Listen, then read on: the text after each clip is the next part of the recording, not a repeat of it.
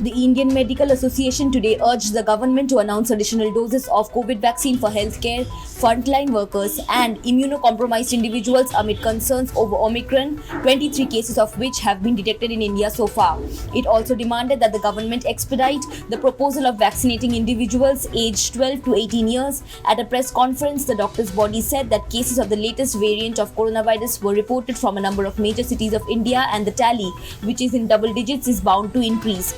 It warned by saying that if we do not take adequate measures, we may have a massive third wave.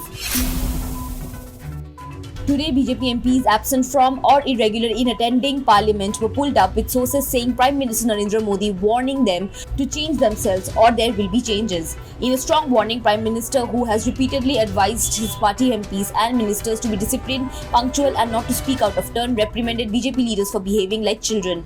The Prime Minister's words of warning come as the BJP faces a furious opposition in the ongoing winter session of Parliament, with the ruling party cornered on a variety of issues.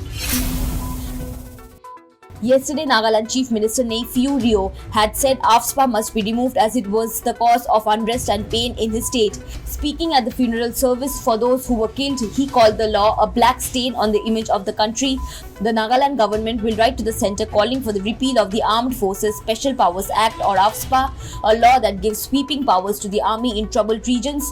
The decisions were taken in an urgent meeting of the Nagaland cabinet. Yesterday, a flood alert has been issued for people living on the banks of the Kodiyar and Ariyar rivers in Tamil Nadu by Tiruchirappalli District Collector as heavy rains lashed Manapparai and other catchment areas of the rivers. The District Collector also directed the people to safeguard their livestock, especially in the rural areas. The heavy rain that has been lashing Tiruchirappalli and surrounding areas for the past few days has resulted in waterlogging in the city and flooding of many residential areas.